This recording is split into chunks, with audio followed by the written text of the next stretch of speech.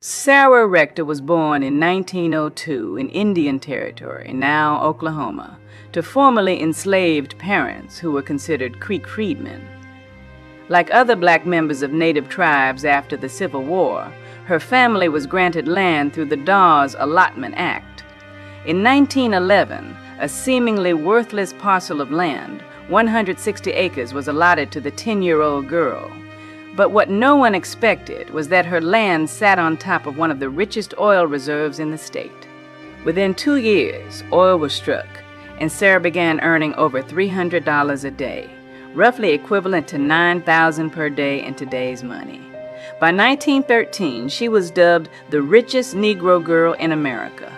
But that wealth, instead of bringing security, brought danger, exploitation, and racism.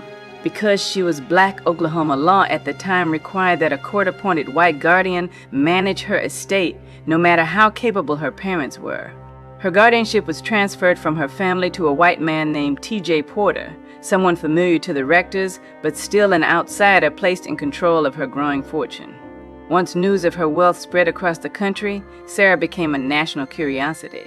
Requests flooded in, from strangers begging for money to white men from Germany and elsewhere proposing marriage to the 12-year-old girl. These were not isolated letters. They were predatory, calculated, and constant. White society didn't see her as a child. They saw her as a means to an end. The outrage sparked by the article led to national black leaders stepping in.